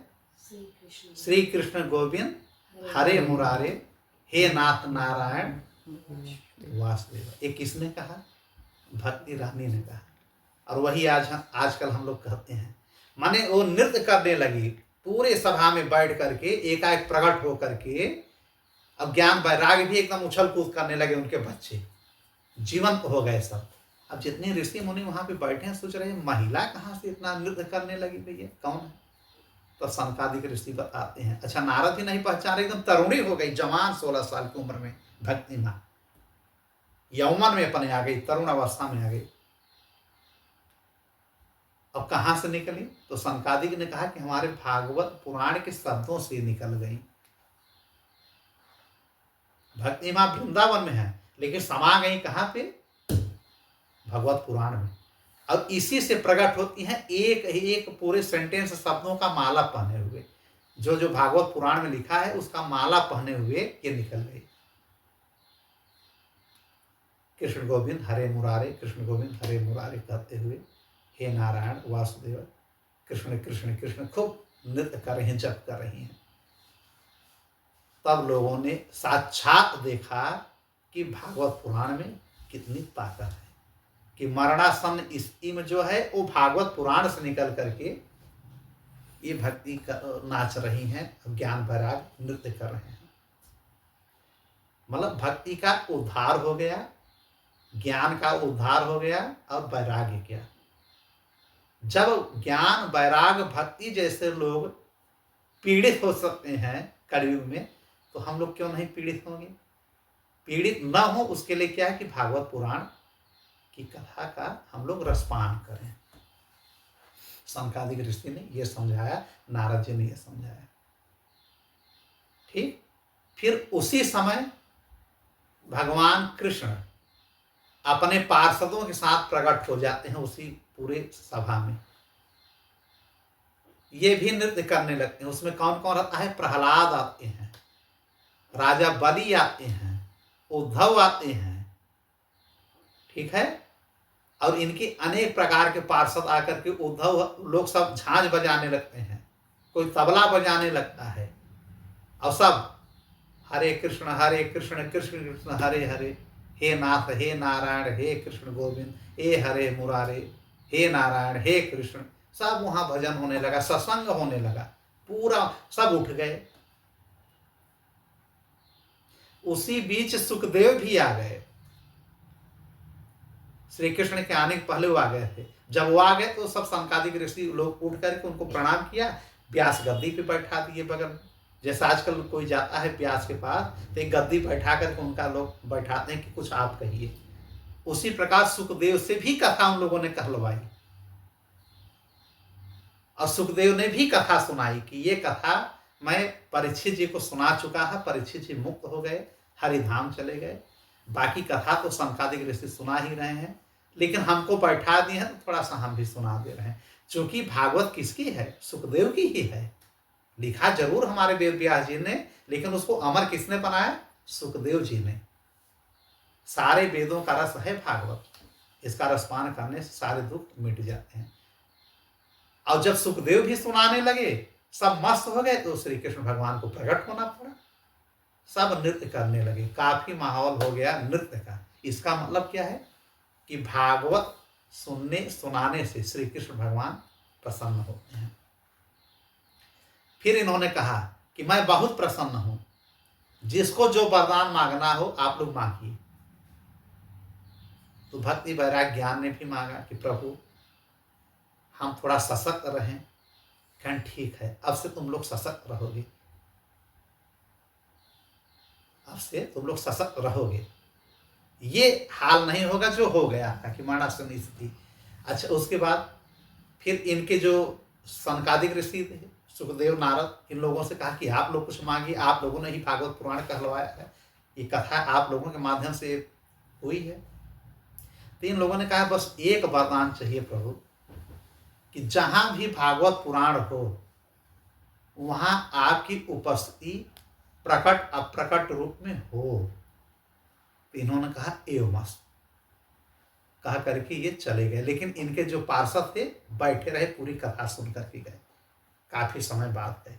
तो कहने का मतलब यह है कि भागवत पुराण अगर कहीं होता है ना भैया, तो आप समझ लीजिए कि वहां पे श्री कृष्ण अपने पार्षद अपने मंडली के साथ पहुंच जाते हैं, समस्त देवता लोग पहुंच जाते हैं, समस्त तीर्थ वहां पहुंच जाता है।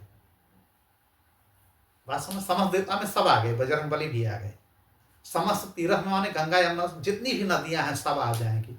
अब 33 कोटि देवता भी वहां अप्रकट रूप से पहुंचे रहते हैं कि किसी बहाने कृष्ण भगवान की महिमा सुनने को मिलेगी। यह सूत जी सुना रहे हैं शौनकादिक ऋषियों को।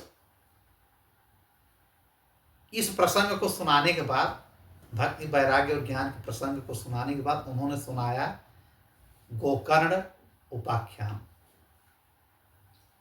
गोकर्ण की कथा उन्होंने सुनाई। किसने? सूत जी ने। किसको? सनकादिक ऋषियों को। क्या सुनाया कि सनकादिक ऋषि ने उस कथा को भी सुना दिया जो गोकर्ण की कथा थी, क्योंकि गोकर्ण की कथा इनके पहले हो चुकी थी। नारद और सनकादिक ऋषि के पहले ये घटना घट चुकी थी। तो सनकादिक ऋषि ने देवर्षि नारद से कहा कि नारद, एक समय की बात है, एक ब्राह्मण थे, उनका नाम था आत्मदेव और उनकी पत्नी का नाम था धुंधली। ठीक है, आत्मदेव और धुंधली जो है बहुत धनवान थे, ऐश्वर्यवान थे, और आत्मदेव भगवान के प्रति जो है प्रेम था, भगवान प्रति उनका लगाव था। लेकिन जो ये धुंधली थी, धुंधली मतलब अज्ञान समझ लीजिए, ये बिल्कुल भगवान के प्रति निरासक्त रहा करती थी। केवल खाने पीने में, न पूजा न पाठ न देवी न देवता, खा करके खूब मोटी हो करके, और कॉलोनी में अपने जहां पे थी ग्राम में अगल बगल पंचायत बहुत करती है। तो सनकादिक ऋषि ने कहा कि इनकी उम्र लगभग 40 वर्ष की, कलयुग की ही घटना है, लगभग 40 वर्ष हो गई, लेकिन इनको कोई संतान नहीं हुआ। धुंधली को तो कोई फर्क नहीं पड़ रहा, लेकिन जो ब्राह्मण आत्मदेव थे उन्हें बड़ा पीड़ा हो रही थी। वो बार बार रोते कि हमारा ये वंश परंपरा कैसे चलेगा। इतना धन, इतना दौलत, सब कुछ, बहुत पैसा था, इन्होंने बहुत ढेर सारा आधी प्रॉपर्टी जायदाद अपनी इन्होंने पूजा पाठ में, लोगों को दान दक्षिणा में, साधु संतों को खर्च कर दिया कि आप लोग कुछ करिए, हमारे यहाँ पुत्र की उत्पत्ति हो। लेकिन पुत्र नहीं उत्पन्न हुआ। एक दिन ये बहुत नाराज हुए, एक जंगल में जाते हैं और इस इच्छा से जाते हैं कि अब मैं अपने प्राण को त्याग दूंगा। क्योंकि गांव के लोग कहते हैं ना कि यार बांझ हो, निर्वंशी हो, तुम्हारे यहाँ जल पीने लायक नहीं है, न जाने कैसी कैसी बातें ये सब चलने लगते हैं। तुम पापी हो इसलिए तुम्हारे घर पे पुत्र नहीं हो रहा है। इन सब बातों को ताड़ना पा करके सब पूजा पाठ छोड़ करके जंगल में जाते हैं। एक बड़ा सा तालाब रहता है, वहां पे जल पीते हैं, और एक बगल में कुआं रहता है। तो सोचते हैं कि इस तालाब में मैं कूद करके अपना प्राण त्याग दूं कि उस कुएं में मैं गिर जाऊं। तब तक वहां देखते हैं कि ब्राह्मण मंडली ऋषि मुनि वहां पे हरि कीर्तन करते हुए चले जा रहे हैं। फिर इनको एक योजना सूझी कि क्यों ना मैं इन लोगों से ही कुछ कहूं। ये लग रहा है कि बड़े पहुंचे हुए ऋषि हैं। ऋषि के पास पहुंच के प्रणाम करते हैं, चरणों में गिर जाते हैं, कहते हैं प्रभु मेरा नाम आत्मदेव है, मैं ब्राह्मण हूं, मेरा कोई संतान नहीं है, पुत्र नहीं है। तो कहा फिर? कहा मैं मरने आया हूं। तो उन्होंने कहा अगर जो मर जाएगा, जो विधाता ने उम्र लिखा है उसके पहले अगर चले जाओगे तो भूत प्रेत बन जाओगे, फिर तुम्हारी मुक्ति नहीं होगी। इसलिए जितनी उम्र है, जब विधाता का समय आएगा तुम मर ही जाओगे, यहाँ कोई रहने थोड़ी आया है। लेकिन पहले अगर मर जाओगे तो तुम्हारी मुक्ति नहीं होगी। कहा नहीं प्रभु, हमारे पास कोई संतान नहीं है। वो घर किस काम का जिस घर में लड़का न हो, वो पिता किस काम का जिस घर में कोई पुत्र न हो। आत्मदेव कह रहे हैं। ठीक है, न जाने कितनी कितने शास्त्रों की बात आत्मदेव ऋषि से कहते हैं कि अब आपसे मैं क्या कहूँ, आप तो खुद ज्ञानवान हैं। लेकिन हमारे यहाँ जो गाय है वो भी बांझन है, वो भी नहीं जन्म दे रही बच्चों को। हम अपने हाथ से जो पेड़ लगाते हैं वो भी सूख जाता है, या जब फल आता है तो फल जो है झड़ जाता है। मैं इतना बड़ा पापी हूँ, मुझको एक पुत्र चाहिए। तब उन्होंने मस्तिष्क पढ़ा, ऋषि ने आंख बंद करके देखा तो देख रहे हैं कि अभी बात छोड़िए 7 जन्म तक इनको कोई पुत्र नहीं है, संतान योग नहीं है।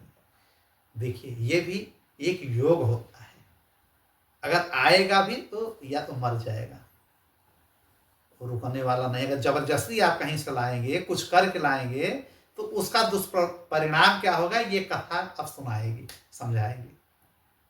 इन्होंने साफ साफ कहा कि देखो संतान तुम्हारी किस्मत में नहीं है, इसलिए तुम ऐसा काम करो कि वैराग्य धारण कर लो।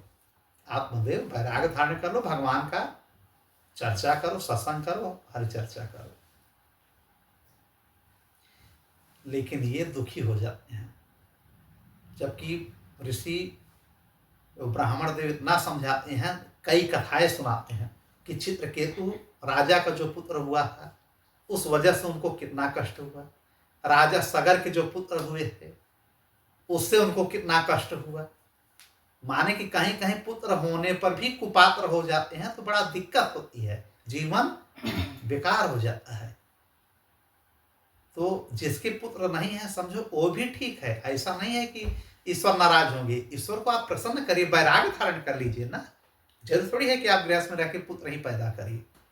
लेकिन ये हट कर जाते हैं कि मैं कोई कथा कोई कहानी नहीं, मुझको पुत्र चाहिए नहीं, मैं आपके सामने आपका नाम लेके मर रहा हूं, अब आप समझिए। तब ऋषि ने कहा कि अब तो ये नहीं समझने वाले हैं। उन्होंने अपने तपस्या से एक दिव्य फल दिया। कथाओं में अक्सर आता है दिव्य फल। ये दिव्य फल है क्या? दिव्य फल क्या होता है? जो तपस्वी होते हैं, जो सन्यासी होते हैं, जो ऋषि मुनि होते हैं, वो अपने तप से, तपोबल से, योग बल से कोई एक ऐसा फल प्रकट करते हैं जो कि मनोकामना जो उसमें करते हैं वो पूर्ण हो जाती है। ठीक है, तो ब्राह्मण देव ऋषि ने यह मनोकामना पूर्ण की कि इसके खाने से जो खाएगा वो गर्भ धारण करेगा, एक पुत्र, अच्छा पुत्र पैदा होगा। उन्होंने नियति को बदल दिया, केवल इसलिए कि हमारे सामने ये आत्महत्या न करने पाए आत्मदेव। उस फल को इन्होंने दिया और कहा कि अपनी पत्नी को आप खिला दीजिएगा, लेकिन ध्यान देने वाली बात है कि शौच बहुत अच्छा रहेंगे, उनका शौच मतलब पवित्र बहुत रहे वो, और एक बेला ही एक साल तक खाना खाएंगे, केवल एक बार, सुबह या शाम। अब भगवान की पूजा खूब करेंगे और पवित्रता पे विशेष ध्यान देंगे, ये अपनी पत्नी से कह दीजिएगा। इन्होंने कहा ठीक। बड़े प्रसन्न होकर के घर आते हैं, अपनी पत्नी से सारी बात बताते हैं, कैसी सी घटना घटी, अब इस फल को तुम खा लो, हम लोगों के पुत्र हो जाएगा। कहा करके वो चले गए अपने पंडिताई में। वेद वक्ता है, वेदों का उनको ज्ञान था, लेकिन एक मोह ने, एक लालच ने उनको कहां से कहां पहुंचा दिया।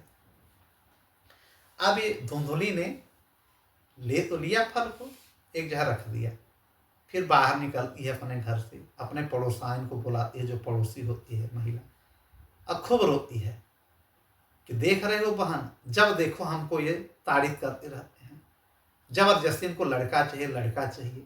अब लड़का 9 महीने पेट में लेकर के पेट हम फुलाएं, समस्या हम करें, प्रसव के समय दर्द हमको हो, इनको क्या, ये तो बाहर टहलते रहेंगे, पंडिताई करेंगे, दुख हमको झेलना पड़ेगा। और एक वक्त खाने के लिए बोल रहे हैं, मैं दुबली पतली हो जाऊंगी, मैं खाए बगैर रह नहीं पाऊंगा, पूजा हम नहीं कर पाएंगे, भगवान का नाम सुबह शाम हम नहीं कर पाएंगे। देख रहे हो बहन, देख रहे हो? तो पड़ोसी ने कहा कि भाई अब इसमें हम क्या करें, क्या सही है क्या गलत है, आप लोग अपना समझिए। ये अपनी पूरी भड़ास, जैसे महिलाएं निकालती हैं ना, किसी न किसी से भड़ास निकाल देती हैं, पति की या परिवार की किसी भी प्रकार की, उसी प्रकार वो पड़ोसी से निकाल रही थी। फिर नहीं रह ही गया, तो इसकी बहन उसी बीच में आ गई। देखिए बहन लोग भी कितना घर को बर्बाद करते हैं, ये कथा समझा रहे हैं। जब बहन आ जाती है तो धुंधली लगी रोने कि बहन देख रहे हो ऐसी सी बात है, अगर मेरा प्रसव होगा, पेट फूल जाएगा तो मेरी ननद आएगी, मैं खटिया से हिल डुल नहीं पाऊंगी, वो हमारा सब जवाहरात, हीरा जवाहरात पैसा लेके चली जाएगी, चोर उचक्के आएंगे घर में से उठा ले जाएंगे, मैं दौड़ा नहीं पाऊंगी, गाय बछिया है, अगर आ गई, मैं पार्क बगीचे में बैठी हूँ, हमको मार दिया तो क्या होगा। मतलब तमाम प्रकार की बातें।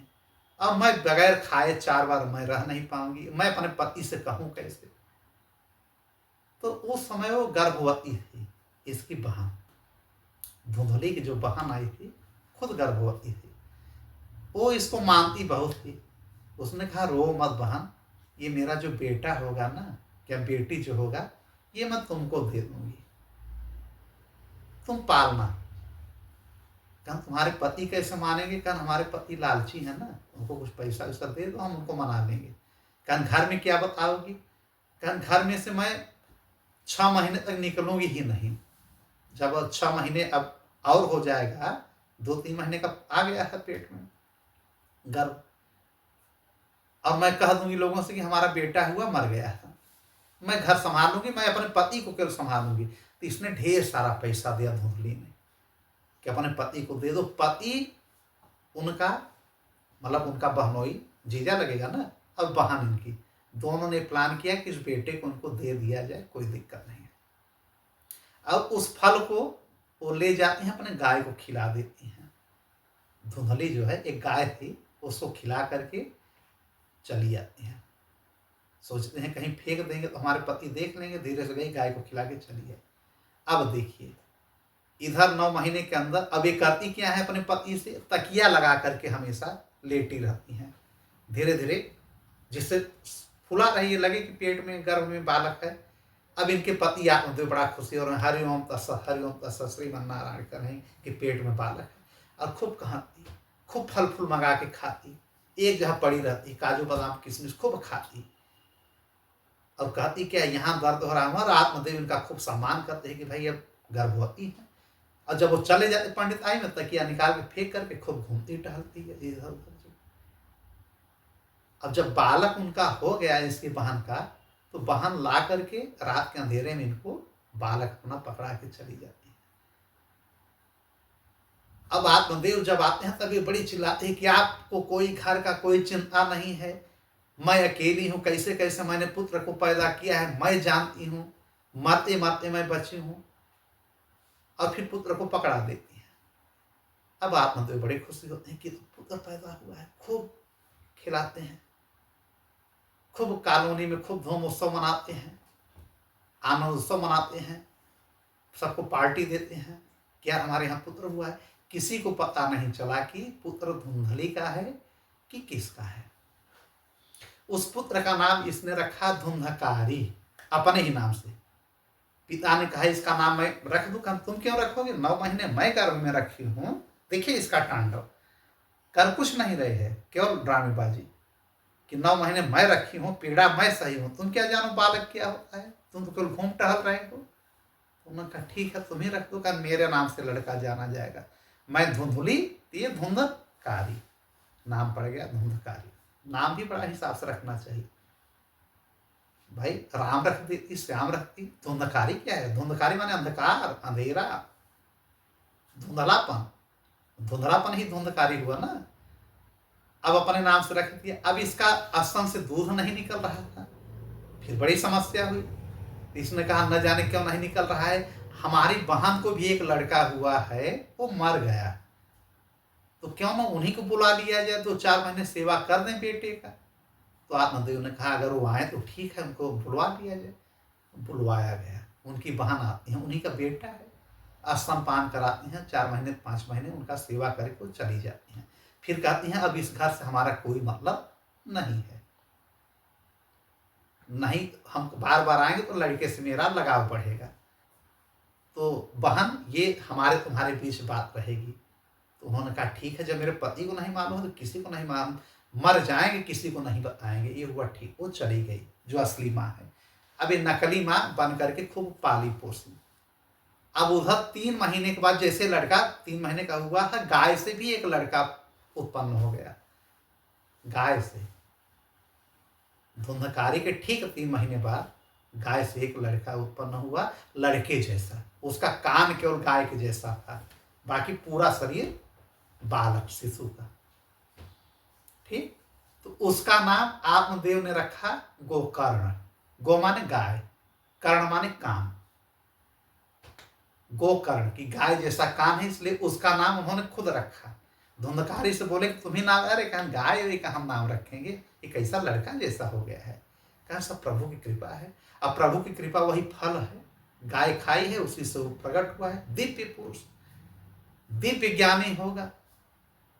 चूंकि उस फल को जो धुंधली को खाना था, वो फल को गाय खा ली है, तो गोकर्ण जी प्रकट होते हैं और महान ज्ञानी बनते हैं। आज भी गोकर्ण तीर्थ है, गोकर्ण को कोई भूल नहीं पाया है।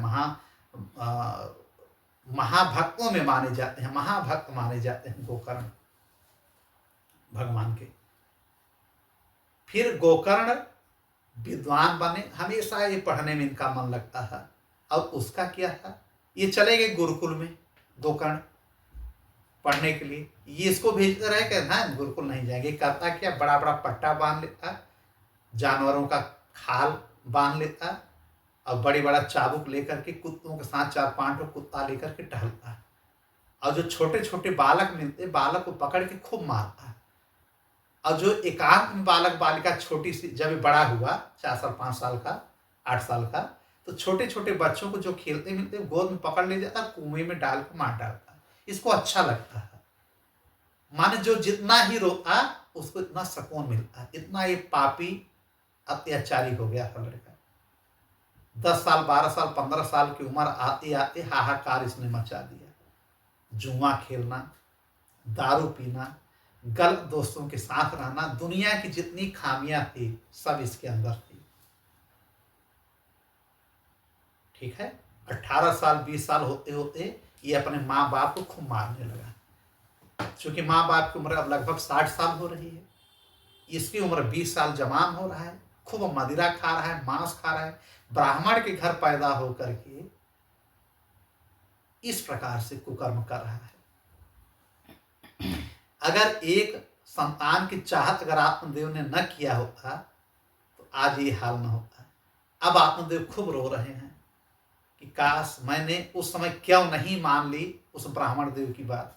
मुझे पुत्र नहीं चाहिए, इस कुपात्र पुत्र से, कुपुत्र होने से अच्छा है कि हम बिना पुत्र के ही ठीक थे, हम वैराग्य ही धारण कर लेते। अगर कहीं से आ रहा है जुआ खेल के, पिताजी ने कहा बेटा कहाँ गए थे, उठा करके चप्पल मारने लगता। आत्मदेव दुखी होकर रोते हैं। फिर माँ जाती, अरे बेटा तुम्हारे ये पिता है, पटक पटक के उसको भी खूब मारता। अब दोनों लोग खूब मारे जा रहे हैं। अब धुंधकारी धुंधली को खूब पीटता है। अब धुंधली ये सोच रही है कि मैं किस कर्मों की सजा अब कह भी नहीं पा रहे कि मेरा बेटा ही नहीं है। मतलब जैसे उसका व्यवहार था उसका माँ का, उसी प्रकार से इसको थोड़ा ढीठपन में इसको पाला। बेटा कभी किसी से डरना हो, जो इच्छा हो करो। कभी चोरी करके लाता बचपन में, बहुत बढ़िया है, ले लो, ठीक है, मन लौटाना। ये भी पड़ोसी में कह देती कि नहीं नहीं मेरा बेटा कोई चोरी करे नहीं। धीरे धीरे इतना उसका ढल हो गया कि दुनिया की सारी चीज अवगुण इसके पास आ गई। अब ये डकैती करने लगा, चोरी करने लगा, वेश्याओं के साथ संबंध बन गए, वेश्यागमन करने लगा। एक दिन अपने पिता को इतना ही मारता है, जब वो समझाते हैं कि बेटा ये सब मत करो। उनकी जितनी संपत्ति थी सबको बेचने लगा, घर से जितना प्रॉपर्टी था सब लगभग बेच दिया। पिता मना करेगा कि बेटा ये तुम्हारे लिए ही, ऐसा मत करो। इनको मारता है, कहता है अगर दोबारा घर में आए ना तुम्हारा मैं जान ले लूंगा। अब पिताजी रोते हुए जाते हैं फिर मरने के लिए जंगल में। तब तक गोकर्ण आ जाता है, गाय वाला वो लड़का। तो तीर्थ में गया है गुरुकुल में करके। वो करता क्या है, हर जगह केवल ज्ञान की बात करता है, सत्संग करता है। उसको एकाएक लगा कि हमारे घर में हमारे पिताजी लग रहा है पीड़ित हैं। कई सालों के बाद वो घर के लिए आता है, रास्ते में पिताजी से भेंट हो जाती है। पिताजी को प्रणाम करता है, पिताजी गले से लगा देते हैं, जबकि इनका सगा लड़का नहीं है, फिर भी ये हाल है। तो उन्होंने कहा, पिताजी आप रो क्यों रहे हैं? तो सारी बात वो कहते हैं कि ऐसी सी बात है, मैं घर से निकल लिया हूँ मरने के लिए। तब वो वहीं पे सत्संग सुनाते हैं, भागवत सुना देते हैं। किसको? अपने पिता को, गोकर्ण आत्मदेव को। और उसमें उनका सार ये रहता है कि न कोई पुत्र है, न कोई पत्नी है, सब माया का जाल है। जब उस समय ऋषि मुनियों ने कहा था तो आपने क्यों किया? अब जो फल था पिताजी, वो फल का रिजल्ट मैं हूं, गाय से जो मैं प्रकट हुआ हूं। अब बेचारे तो उन सारे जो बंधन में जुड़े हुए थे आत्मदेव, जो आसक्ति में मोह माया में जुड़े हुए थे सांसारिक, अपने भागवत से उन्होंने उनको मुक्त कर दिया। आत्मदेव तत्व तो ज्ञान जान गए, सांसारिक मोह माया से मुक्त हो गए कि न मेरा वो लड़का है, न मेरी कोई पत्नी है, न कोई है। वैराग्य अब धारण किए अपने बेटा के कहने पे। उन्होंने कहा कि पिताजी आप वैराग्य करिए और आप अब जंगल में ही रहिए, भिक्षाटन करके अपना जीवन निर्वाह करिए, घर मत जाइए, और जब आपकी मृत्यु होगी तो आप गोलोक जाएंगे। इतना उसको भरोसा था। फिर वहीं से घर भी नहीं गया, लौट गया। इनको शिक्षा देकर के गोकर्ण पुनः वापस चले गए तीर्थ में। क्योंकि माता के विवाह से वाकिफ थे, माता उनको मानती नहीं थी कि सौतेला लड़का है, गाय का लड़का है, किसी प्रकार को उसको मानती नहीं, केवल उसी को मानती थी जो बिगड़ गया। और सोचा कि मैं चलूंगा तो हमारे भाई से वहां पे बहस होगी, लड़ाई होगी, मैं ये सब नहीं करूंगा। फिर आत्मदेव वापस नहीं आते हैं और एक दिन 5 वेश्याओं को लेकर के घर में आता है। कौन? धुंधकारी। और इसकी मां जब विरोध करती है कि ये क्या कर रहे हो बेटा, फिर उनको पीटता है। अब माता जी सोचे कि अब मेरा रहना ठीक नहीं है, हमारे पति भी नहीं है। रात के अंधेरे में निकलती हैं, उसी रात जाके कुएं में कूद करके आत्मदाह मतलब मर जाती हैं, आत्महत्या कर लेती हैं कुएं में कूद करके। धुंधली मर गई। अब आत्मदेव चले गए, गोकर्ण है नहीं। अब ये उन 5 वेश्याओं के साथ रह करके काफी इंजॉय करने लगा। सालों खूब इंजॉय किया, खूब मांस मदिरा पीता, और खूब हड्डी वहीं फेंका हुआ, डकैती करता, खूब सोना चांदी। 5 वेश्याओं को लाता, माने 5 पत्नियां बना लिया वेश्याओं को। और वो वेश्याएं पत्नियां नहीं थी। वेश्या को कोई पैसा तो चलाएगा। रुक वहां इसलिए गई कि ये डेली कुछ न कुछ लाता था, ढेर सारा स्वर्ण, ढेर सारी मुद्राएं। तो सोचा कि यार लूट खसोट कर रहा है। और जब ढेर सारा मुद्राएं हो गई, एक दिन 5 वेश्याओं ने कहा कि ये बताओ बहन, ये इतना लूट खसोट कर रहा है, कभी किस राजा को अगर पता चल गया और ये पकड़ा गया तो ये बता देगा कि हम लोगों के पास मुद्रा रखी गई है। इसको तो राजा दंड देंगे ही, हम लोगों को भी दंड मिलेगा।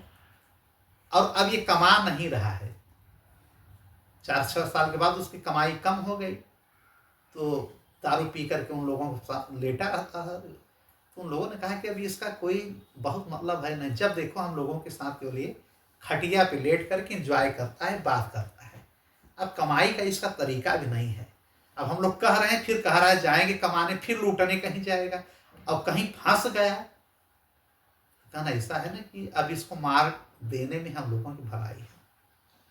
उस 5 ने प्लान बनाया, कच्चा घर था, आंगन में सब लेटे थे, ये दारू पी करके नशे में चूर होके सो रहा। 5 वेश्याएं गई, इनको बांध दी धुंधकारी को, और बांध करके खूब मारती हैं लकड़ी से, चैला से, जो कुल्हाड़ी पाते हैं, लेकिन मरता नहीं है, बड़ा बलशाली भी था, खूब चिल्लाने लगा। तो ये लोग आग लेकर के इसके मुंह में डाल देती हैं। चैले का जो आग होता है उपले का, वो ला करके रसोई से इसके पूरे मुंह में डाल देती हैं, और पूरे आग इसके पेट में चला जाता है और इसकी मृत्यु हो जाती है धुंधकारी की। जैसा इसने गलत किया वैसा ही फल पा रहा है। जैसा इसकी माँ ने किया, माँ भी मर गई। पिता ने गलत किया, ऋषि मुनियों की बात नहीं मानी, उनको भी घर से निकलना पड़ा। मतलब जो जैसा करेगा वो वैसा भोगेगा। धुंधकारी ने गलत किया, जीते जी मारा गया। वो भी मौत इसकी बहुत असहाय मौत मरा। ये काट काट करके कुल्हाड़ी से मारा गया, फिर अग्नि से मारा गया। मुंह में ठोस ठोस करके अग्नि उन लोगों ने इसको मारा। चिल्ला चिल्ला के बचाओ बचाओ की आवाज में, लेकिन मर गया। अब उन्होंने आंगन में खन करके इसको गाड़ दिया धुंधकारी को। और अगल बगल कॉलोनी में भाई पांचों बेसियां निकलती ही टहलने। लोग पूछते आज तो धुंधकारी नहीं दिख रहे हैं, कहाँ वो चले गए हैं बाहर कमाने। उन्होंने कहा कि अब हम साल 1.5 साल बाद आएंगे, खूब पैसा कमा करके आएंगे। फिर महीने 2 महीने बाद इन लोगों ने प्लान बनाया कि अब कॉलोनी या ग्रामवासियों को पता चले, इसके पहले हम लोग निकल लें। वो लोग घर छोड़ करके भाग जाते हैं, पैसा वैसा सब लेकर के। जो कमाया था सबका बोरिया बिस्तर बाना, पांचों बेसियां चली जाते हैं किसी अन्य जार पुरुष को ढूंढने। उनका तो काम ही है कि जो पैसे वाला है उसको ढूंढो। बेसियाओं का केवल ये काम रहता है पैसा कमाना। जब तुम्हारे पास कुछ नहीं है तो तुम्हारा प्रेम काहे का, पैसे का प्रेम है, तो उसको मार के भाग गए कि किसी को पता चलेगा हमको दंड मिलेगा। अब ये खबर मिलती है गोकर्ण को तीरथ में। गांव का कोई व्यक्ति गया था, वहां भेंट कर गया, तो उन्होंने बताया कि आपकी माँ मर गई थी और आपका भाई भी मर गया। तो माँ और भाई को लेकर के इन्होंने गया में क्या किया, पिंडदान। तो माँ का तो एक बार पिंडदान किया, लेकिन गोकर्ण ने धुंधकारी को जहां तीर्थ पड़ता, ये केवल तीर्थाटन करते थे, 1 महीने यहाँ 2 महीने वहां वहीं रुकते, हर जगह इनका पिंडदान किया धुंधकारी का। चूंकि जानते थे कि अहिंसक था, क्रूर था, बदमाश था और असमय मरा हुआ है, लेकिन कैसे मरा है ये नहीं पता था। लेकिन इसकी मृत्यु 25 साल 28 साल की उम्र में हो गई है, तो इसलिए उन्होंने कई जगह इसका पिंडदान किया। फिर एक बार इन्होंने सोचा कि अब चलेगा, थोड़ा घर भी घूम आए। तो एक रात आए और घर में वहीं आंगन पे चारपाई पे ये गोकर्ण लेट के सोने लगे। जब 12-1 बजे रात का समय हुआ, तो यही धुंधकारी चूंकि प्रेत बन करके टहल रहा था वहां, प्रेत। तो एकाएक जब 12:30-1 बजे रात होता है, तो बड़ी बड़ी आवाज में डराना शुरू करता है। अब गोकर्ण आंख खोलते हैं, देख रहे हैं बैल खड़ा है, कहीं गधा बन के आ रहा, कहीं हाथी बन के उनके ऊपर चढ़ जा रहा है। लेकिन वो भगवान के भक्त थे, डरने वाले हैं, आंख खुला है, देख रहे हैं। हाँ, कहीं आग बन के आ रहा है, उनके ऊपर गिर जा रहा है, लेकिन शरीर में लग नहीं रहा है। चूंकि वायु पे है ना, भूत प्रेत क्या होते हैं, वायु पे। आपके शरीर में जैसे फिल्मों में दिखाया जाता है घुस गए ये करते, ऐसा कुछ नहीं। उनके पास शरीर ही नहीं है, वो छाया रूप में न जाने कितना शरीर दिखा रहा था, प्रेत बना था। फिर इंद्र भगवान बन के प्रकट हो गया, न जाने कितना रूप उसने दिखा दिया, घोड़े गधे से लेके, हाथी से लेके, बैल से लेके, सांड से लेकर के। तब इन्होंने कहा कि ये बताओ, गोकर्ण ने, कि ये बताओ तुम इतनी माया हमको दिखा रहे हो, मुझे डर तो बिल्कुल नहीं लग रहा है, मैं भगवान का भक्त हूं, तुम हो कौन? कोई सताई हुई आत्मा हो, कोई प्रेत हो, भूत हो, या कोई देवी देवता हो, हमारी परीक्षा ले रहे हो? तब ये रोने लगा धुंधकारी, पैरों पे अपने रूप में आकर के छाया रूप में रोने लगा। ये बड़ा था धुंधकारी, वो 3 महीने पीछे आए थे गोकर्ण। पैरों को जब पकड़ के रोने लगा, कहा अरे भैया आप, वो भैया कह रहे हैं, कहा अरे भैया आप तो मर गए थे, तो आपका मैंने गया में न जाने किस किस तीर्थ में पिंडदान किया है, आपकी आत्मा भी एक ऐसे टहल क्यों रही है? तो इसने कहा धुंधकारी ने कि भैया हजारों तीर्थ में हजारों बार गया चला जाओ, लेकिन मुझे तृप्ति नहीं मिलेगी, मैंने इतना गलत काम किया है। अब मुझे आभास हो रहा है, न मुझे कुछ खाने को मिल रहा है, न पीने को मिल रहा है, हवा पी करके इसे हूं, मैं तड़प रहा हूं, मैंने बहुत गलत काम किया। देखिए, आत्महत्या कर लेना या आपको कोई जबरदस्ती मार दे रहा है, समय के पहले मारे जा रहे हैं, तो भी आपकी गति नहीं होती है, सदगति नहीं होती है। आप किसी न किसी रूप में भूत प्रेत की योनि में आप जाएंगे। यही उसके साथ हुआ धुंधकारी, खूब रो रहा है। तब ये समझ गए कि इसका मतलब कि पिंडदान से भी इनकी मुक्ति नहीं हुई है। तो इन्होंने कहा कि ठीक है, मैं तुम्हारे मुक्ति का साधन करूंगा भैया, रो मत।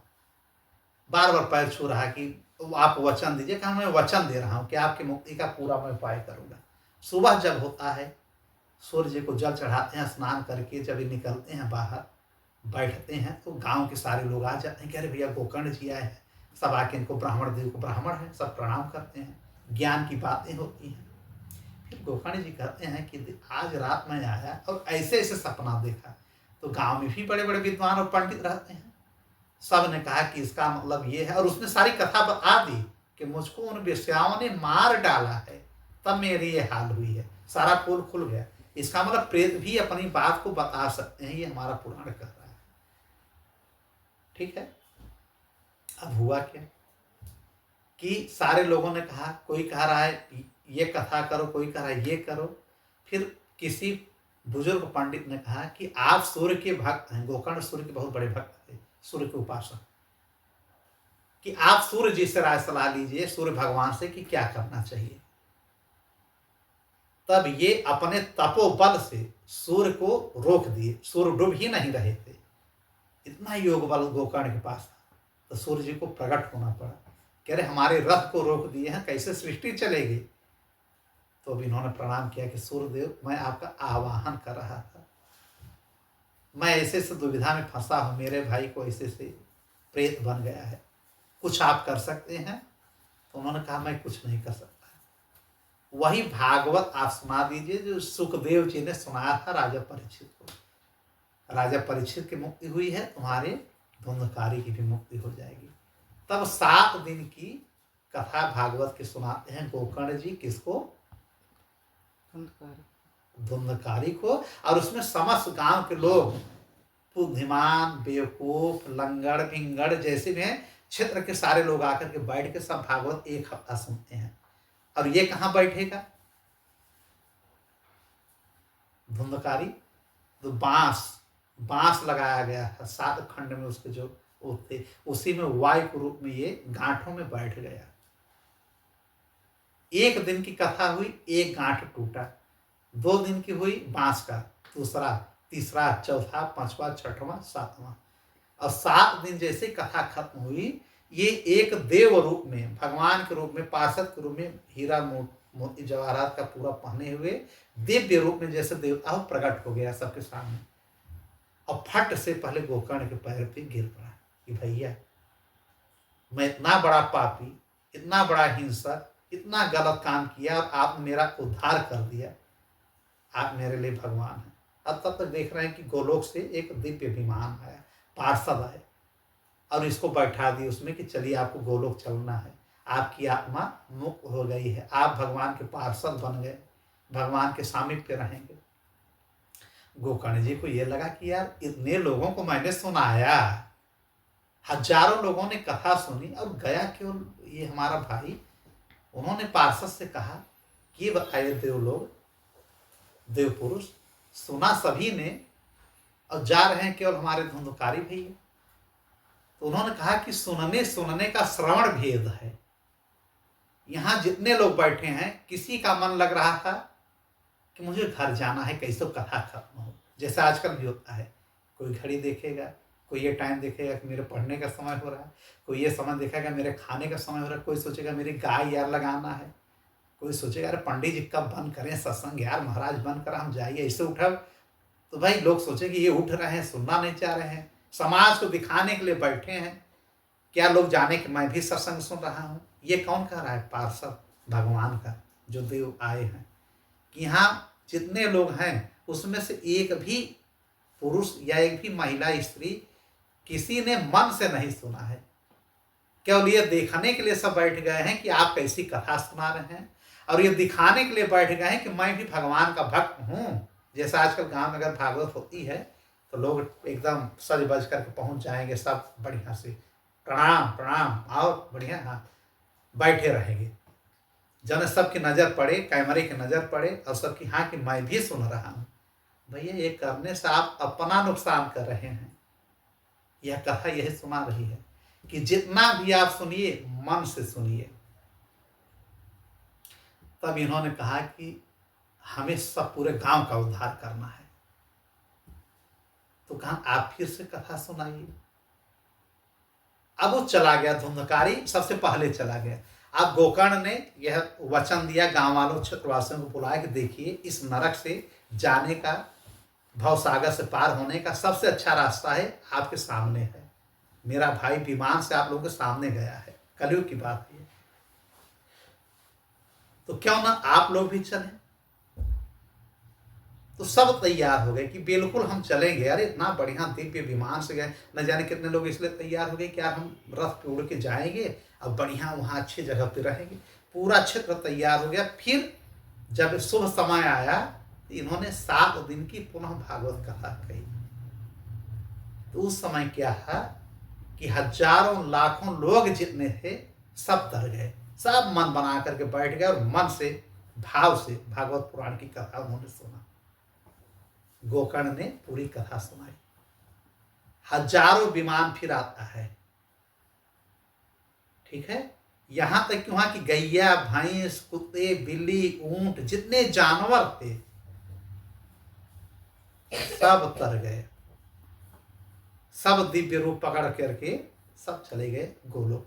और श्री कृष्ण भगवान स्वतः एक विमान से आते हैं गोकर्ण को लेने धरती पे। विमान से उतर करके इनको गले लगाते हैं कि आपने हमारी भक्ति, जो हमारी वैराग्य ज्ञान जो हमारा डूब रहा था, आपने पुनः डंका बजा करके गोकर्ण फिर से शुरू कर दिया। लोगों तक ये बात पहुंचा दी कि भागवत सुनने से क्या होता है। और सबको मैं इसीलिए ले जा रहा हूं कि पुनः एक बार लोगों में संचार हो सके कि भागवत पुराण सुनने से मुक्ति और मोक्ष मिलता है, ठीक है।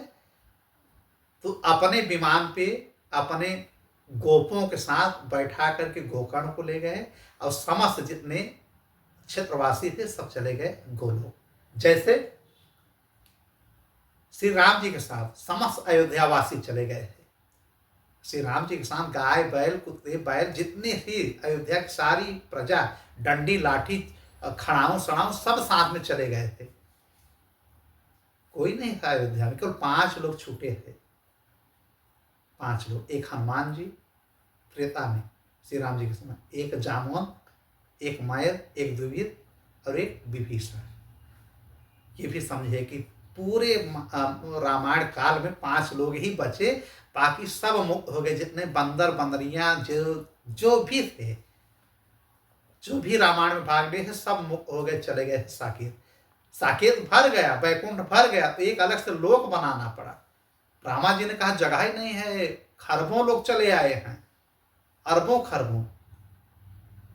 तो एक लोक भगवान ने पुनः बना दिया कि हमारे जितने भक्त हैं उस लोक में रहेंगे, वहां मैं भी रहूंगा। एक अलग लोक, जैसे हम लोगों के यहाँ ज्यादा लोग आ जाए, नहीं रह पाएंगे तो पड़ोसी के यहाँ रखेंगे। अब परमानेंट कोई रहेगा तो उनके लिए घर की व्यवस्था करनी पड़ेगी। तो परमानेंट एक व्यवस्था एक लोक बना दिया था, संतानक लोक था, भगवान ने बना दिया। उसी प्रकार से गोकर्ण के साथ सारी प्रजा, सारी जनता चली गई। तो यह है गोकर्ण भागवत पुराण। इस उपाख्यान को कहा जाता है गोकर्ण उपाख्यान, गोकर्ण भागवत पुराण, जो कि सनकादिक ऋषि ने नारद और भक्ति लोगों को सुनाया, ज्ञान वैराग्य को। और यही सूत जी ने सुनाया सौनकादिक ऋषियों को। तो भागवत सुनने से ज्ञान भी मिलता है, वैराग्य भी मिलता है, भक्ति भी प्राप्त होगी, धन संपदा सुख वैभव जो भी चाहेंगे सब मिलेगा। और सबसे बड़ी चीज कि परम पद भी मिलता है, सर्वोच्च पद भी मिलता है। वैकुंठ, साकेत, गोलोक, सारे धाम, जो भी आप इच्छा लेके बैठेंगे वो सब मिलेगा। और अगर ये इच्छा लेके बैठेंगे कि नहीं हमें यही सृष्टि में हमको ढेर सारा ऐश्वर्य मिले, नाम कमाए, खूब पैसा कमाए, वो भी मिलेगा। बहुत अधर्म किए हैं, पाप किए हैं, वो सब मिट जाएगा केवल भागवत से। बाकी कोई अन्य साधन नहीं है। भागवत से सारे पाप आपके धुल जाते हैं, बशर्ते सुनने के बाद जो नया हम लोग क्रियामण काम कर रहे हैं, अधर्म का काम वो न करें तब, ठीक है। तो आज इस प्रसंग को यहीं पे हम लोग रोक रहे हैं, फिर अगला प्रसंग फिर देखा जाएगा कल से। ठीक, राधे राधे।